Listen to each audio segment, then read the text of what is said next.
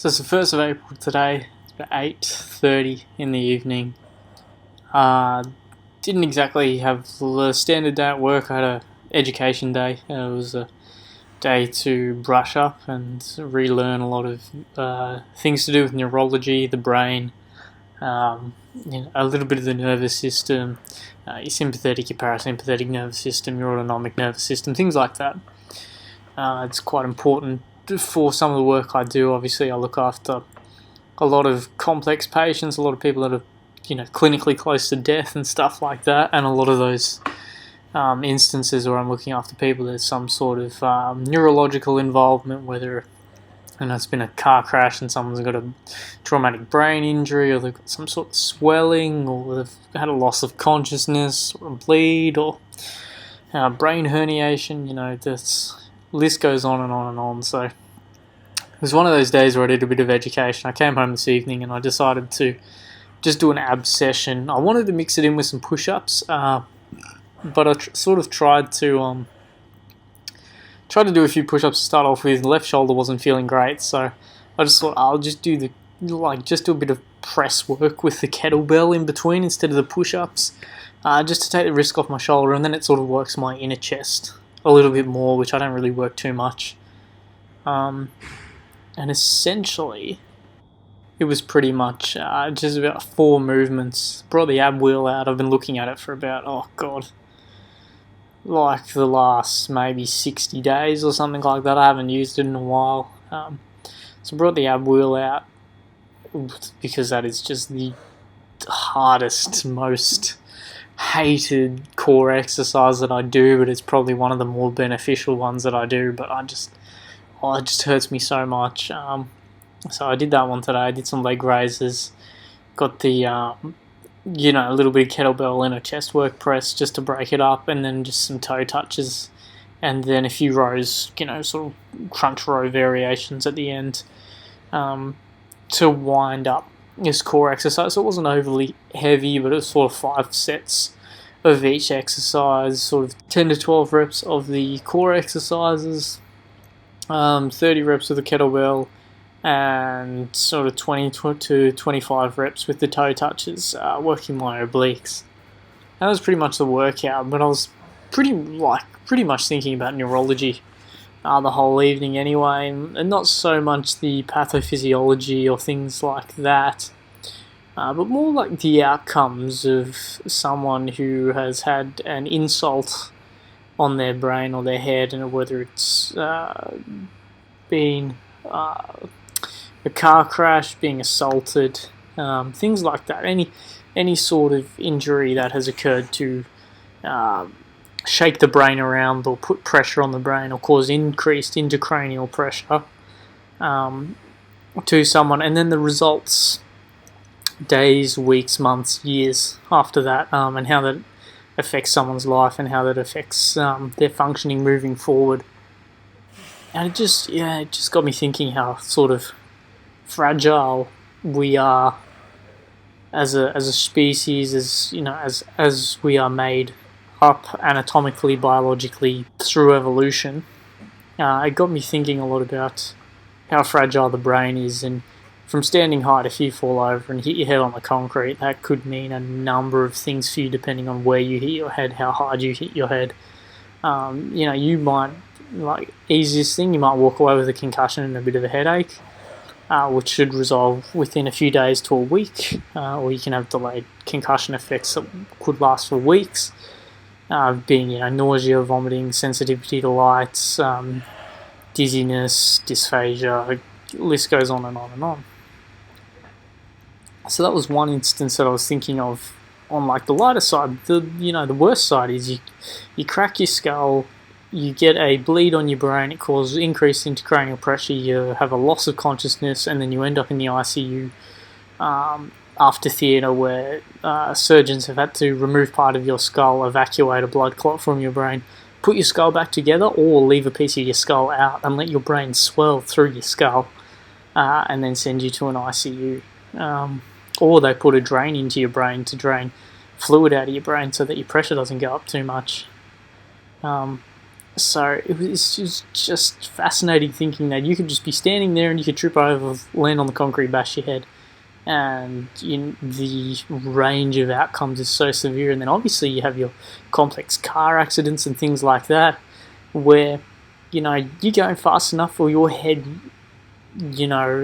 gets hit with enough force, or your body gets hit with enough force that your head bounces back and forward a few times and your brain is just rattling around in your skull, and it just literally scrambles itself. Like if you look at, if you Google CT scan images of DAIs, so diffuse axonal injuries, which are a result of the brain rattling against the skull, you can literally compare it to a normal brain and a brain with a diffuse axonal injury, and you can see that all the wrinkles and everything that should be around the edge of the brain, and your brain's wrinkly, looks like a sponge. A healthy brain looks like a sponge. One with a diffuse axonal injury does not look like a sponge. All the wrinkles are gone, and it's literally, you can see on the CT, it just looks like mush. It looks like it's scrambled, and you can see that, and you can see that it's scrambled.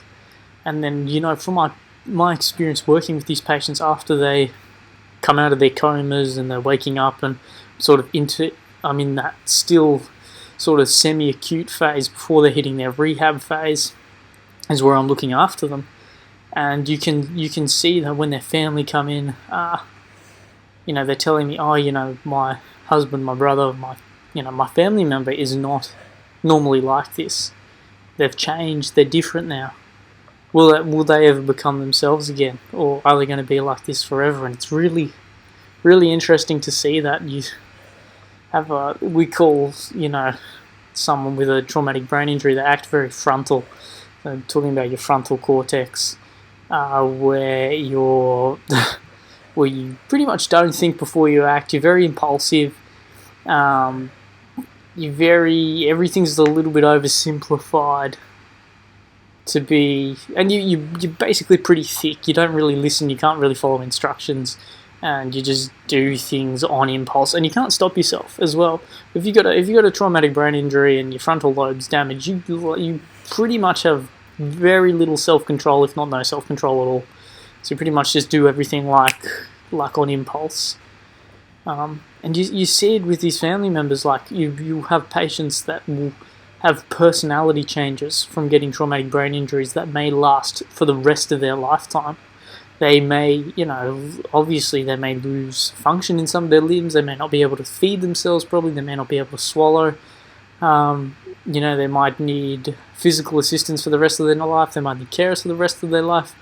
Or you see the ones that make a 90%, 99% recovery, and they go back out to live their life, and it's almost like they're talking about more bigger car accidents and or people getting hit by cars or king hits or something like that. But you see there's no differentiation between a person who will eventually get their life back to normal and then someone that will never be the same again. You could be in a car, you could be driving, you've got a driver and a passenger, you hit a tree, you're both in the car hits the middle of the tree, everything's in line, you're both in the car, you're both wearing seatbelts, everything's the same, you're hitting the tree at the same speed, and then one person, one person's a vegetable, and then the other person will have to go through months and years of rehab, but will eventually get back to normal. And it's just so fragile, and you have to be incredibly lucky. When you hit your head or you do anything to involve with the brain, you have to be incredibly lucky for yourself to heal or get back to properly, or just to maintain your life as normal, without hitting anything. People that drink themselves into brain death, people that do drugs into brain death, CTE from your footy players and your MMA fighters getting repeatedly hit in the head and getting repeated contusions and lesions on their brain after so much trauma. It's a very delicate space, and you have to really really look after it. And then you sort of go outside of that. Oh look, if you're lucky not to get any trauma to the head throughout your life, are you using it enough? Are you living an active and engaged lifestyle? Are you engaging your brain day to day? Or are you quite sedentary, and will that lead to you getting early onset dementia or Parkinson's or Lewy bodies or something like that, where you just get early decay of brain functioning, or damage to your neurons. You've got neurons misfiring, or you develop a seizure disorder or something like that. It's very, we all have a finite time, but it's very delicate. Your body is very delicate, and it is so finely tuned that you mess up, a couple things here and there, and your life will never be the same. So it's, I find the pathophysiology and the stuff I do with work, I have to learn about that and apply it in a clinical sense, and in a management of these complex patients and things like that, and all your implementations to adverse outcomes or outcomes that are unexpected, and you're managing clinical deterioration and things like that. But what I took out of it more was just life sense of how careful you have to be, and you don't want to be stuck inside your house all the time and never go outside. Like, you need to go out and do things and experience things, but you could be going on a run and you could trip over and hit your head and never wake up again. It's really that simple.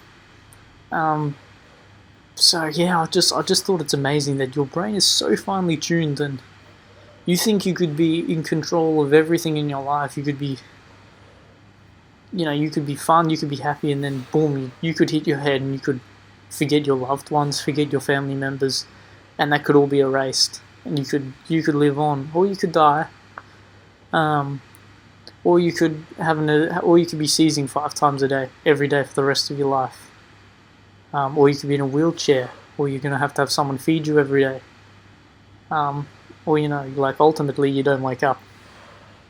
So it was just interesting to me, and something that brings a thought to your own mortality in a sense, but also just the fragility of life, and things to be grateful for, and things to understand that my place in life is very good, and I'm very grateful that, and I'm grateful for my health, my wealth, and my happiness, and things like that. I'm grateful for my mind and my brain and how I function, and how I'm able to think, and how I am able to be in control of this body and look after it as best as I can. So that was what I was thinking about today as I was doing these crunch variations and these ab exercises, trying to look after my body. But I'll leave it there. Thank you very much. Talk about something else in the next one. Cheers.